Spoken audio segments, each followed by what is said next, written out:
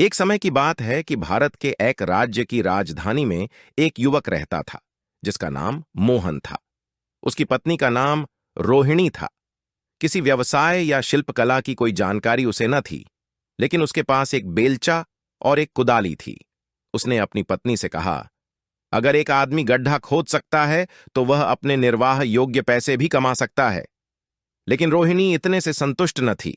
जैसा कि वह अक्सर करती थी, एक दिन गर्म पानी में नहाने और दूसरी औरतों से बातें करने के लिए वह एक गर्म हमाम गई।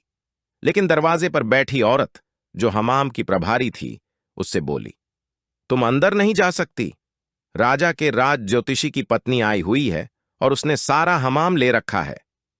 वह अपने आप को क्या समझती है?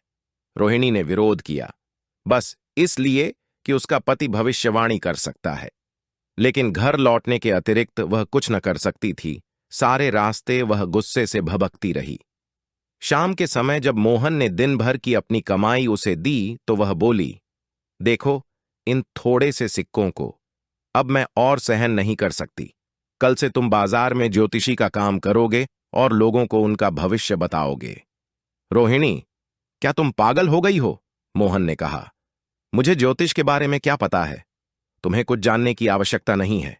रोहिणी ने कहा, जब तुम्हारे पास कोई प्रश्न पूछने आएगा तो तुम पासा फेंक कर ऐसा कुछ बुदबुदा देना जो ज्ञानवर्धक लगे। अब या तो तुम ऐसा ही करोगे या फिर मैं पिता के घर चली जाऊंगी। अगले दिन मोहन ने अपना बेलचा और कुदाल बेच दिए और एक पासा और एक फलक और ज्योतिषी का चौगा खरीद लिया। फिर बाजार में हमाम के निकट आकर वह बैठ गया। अपना सामान सजाकर वह बैठा ही था कि राजा के एक वजीर की पत्नी भागी भागी उसके पास आई। ज्योतिषी, मेरी सहायता करो। आज मैं अपनी सबसे महंगी अंगूठी पहनकर हमाम में गई थी और वह खो गई है। मेहरबानी करके मुझे बताओ कि मेरी अंगूठी कहां पर है। मोहन थोड़ा घबरा गया और उसने पासा फेंका। समझदारी की कोई बात कहने के लिए वह अपने दिमाग पर जोर डाल रहा था कि उसकी नजर उस औरत की कमीज पर पड़ी। कमीज में उसे एक सुराख दिखाई दिया जहां से औरत की बांह दिखाई दे रही थी। एक सम्मानित महिला की बांह दिखना अशोभनीय था, इसलिए मोहन ने आगे झुककर धीमे से कहा, बेगम साहिबा, मुझे एक सुराख दिखाई दे रहा है। क्या? औरत ने पास आते हुए पूछा। सुराख, सुराख।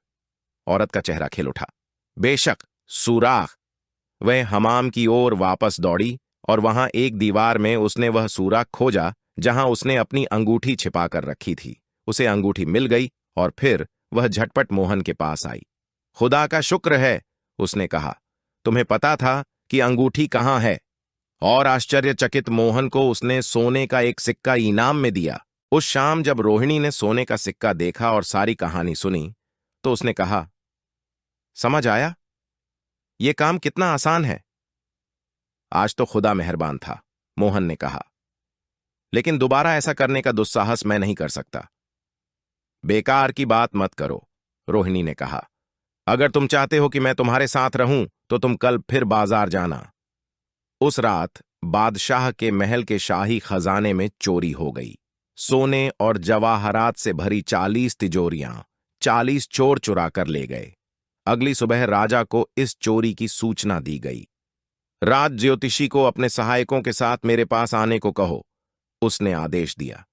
राज ज्योतिषी और उसके सहायकों ने बार बार पासे फेंके और समझदारी के साथ बुदबुदाते रहे, पर कोई भी चोरों का पता न लगा पाया। सब ढोंगी हैं, राजा चिल्लाया। इनको कैद खाने में डाल दो। राजा ने उस ज्योतिषी के बारे में सुन रखा था जिसने उसके एक वजीर की पत्नी की अंगूठी ढूंढ दी थी। उसने मोहन को लाने के लिए 2 सिपाहियों को बाजार भेजे। मोहन कांपता हुआ राजा के सामने हाजिर हुआ।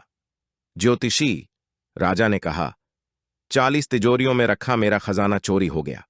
उन चोरों के बारे में तुम मुझे क्या बता सकते हो? मोहन ने झटपट 40 तिजोरियों के बारे में सोचा। महाराज, मैं आपको यह बता सकता हूं कि 40 चोर आए थे। आश्चर्य है, महाराज ने कहा। मेरे एक भी ज्योतिषी को इस बात का पता न चला था, लेकिन अब तुम्हें मेरा खजाना और उन चोरों को ढूंढना होगा। मोहन घबरा गया। मैं पूरी कोशिश करूंगा महाराज, लेकिन इसमें थोड़ा समय लगेगा। कितना समय?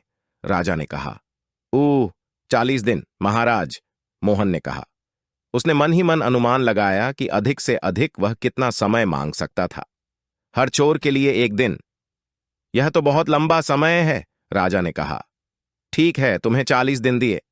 अगर तुम कामयाब हुए तो तुम्हें बहुत धन इनाम में दूंगा, नहीं हुए तो दूसरों के साथ तुम भी कैद खाने में सड़ोगे।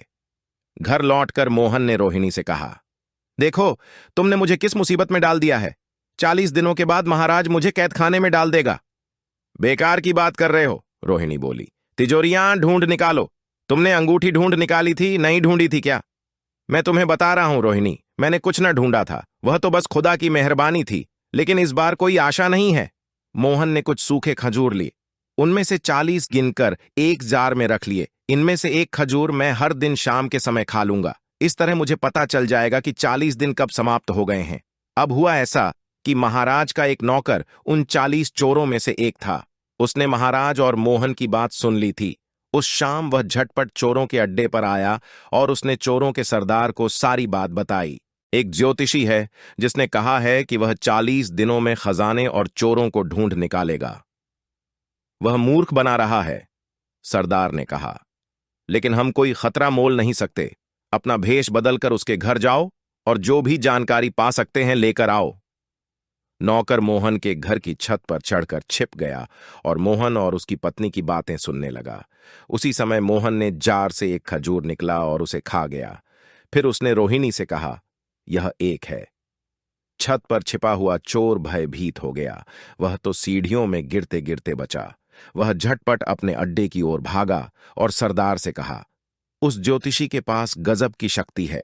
मुझे देखे बिना ही वह जान गया कि मैं छत पर छिपा था। मैंने खुद सुना। उसने कहा, यह एक है।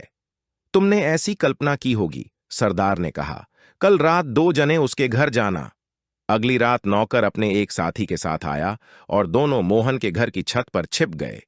जब वह उसकी बात सुन रहे थे, मोहन ने दूसरा खजूर खा लिया और कहा, यह 2 हैं।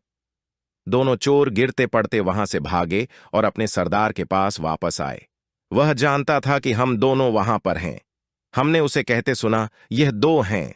उससे अगली रात सरदार ने 3 चोरों को भेजा और उसके बाद 4 को, फिर 5 को, फिर 6 को। और इस तरह हर रात एक अतिरिक्त चोर गया और अंत में 40वीं रात सरदार ने कहा, इस बार मैं भी तुम सबके साथ जाऊंगा। सभी 40 चोर मोहन के घर की छत पर चढ़कर छिप गए और उसकी बात सुनने लगे। मोहन ने जार में रखे आखिरी खजूर को देखा और निराशा से उसे बाहर निकाला और खा गया। 40! संख्या पूरी हो गई। रोहिणी उसके निकट ही बैठी थी। मोहन, उसने धीमी आवाज में कहा, तुम्हें ज्योतिषी बनाकर मैंने भूल कर दी। तुम वही हो जो तुम हो। तुम्हें कुछ और बनाने का मुझे प्रयास नहीं करना चाहिए था। क्या मुझे क्षमा कर सकते हो? मैं तुम्हें क्षमा करता हूं रोहिणी, लेकिन मेरी भी गलती थी। मुझे वह नहीं करना चाहिए था जिसे करना बुद्धिमानी न थी। लेकिन अब इन बातों से कोई लाभ नहीं।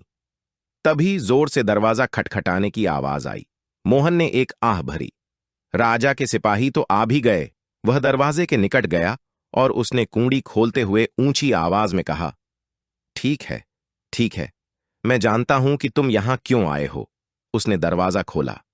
वह आश्चर्यचकित हो गया। बाहर 40 आदमी थे जो घुटनों पर खड़े थे और अपने सिरों से जमीन को छू रहे थे। आप बेशक सब जानते हैं, ओ महान ज्योतिषी, सरदार ने कहा।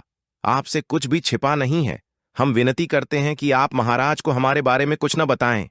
मोहन हक्का बक्का हो गया था, पर उसे समझने में देर न लगी कि यही लोग चोर थे। उसने झटपट अपना दिमाग दौड़ाया और बोला, ठीक है, मैं महाराज को कुछ न बताऊंगा, लेकिन तुम्हें सारा का सारा खजाना लौटाना पड़ेगा। तुरंत लौटा देंगे, तुरंत लौटा देंगे, सरदार ने चिल्लाकर कहा।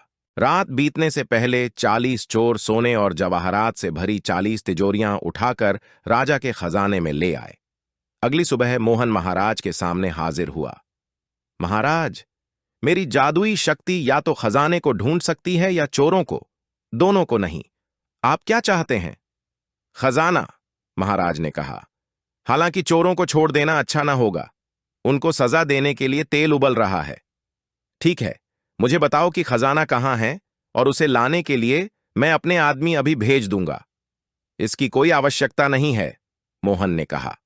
उसने अपने हाथ हवा में लहराए और चिल्लाकर बोला, पिशपाश, विश्वास, मिशमाश। फिर उसने कहा, मेरे जादू की ताकत से तिजोरियां अपनी जगह वापस पहुंच गई हैं। महाराज स्वयं मोहन के साथ खजाने में गया। तिजोरियां खजाने में थीं। तुम सच में इस समय के सबसे बड़े ज्योतिषी हो, महाराज ने कहा। आज से तुम मेरे राज ज्योतिषी बनाए जाते हो। शुक्रिया, महाराज, मोहन ने कहा। लेकिन अफसोस, यह मुमकिन नहीं है। आपकी इन तिजोरियों को ढूंढना और यहां वापस लाना बहुत ही मुश्किल था। मेरी सारी जादुई ताकत इसमें खर्च हो गई। अब मैं दोबारा कोई भविष्यवाणी न कर पाऊंगा। यह क्या हुआ? महाराज चिल्लाया। फिर तो मुझे तुम्हारा इनाम दोगुना कर देना चाहिए। यहां से 2 तिजोरियां तुम ले लो। तो इस तरह मोहन रोहिणी के पास लौट आया। वह सुरक्षित था, धनी था और खूब समझदार हो गया था।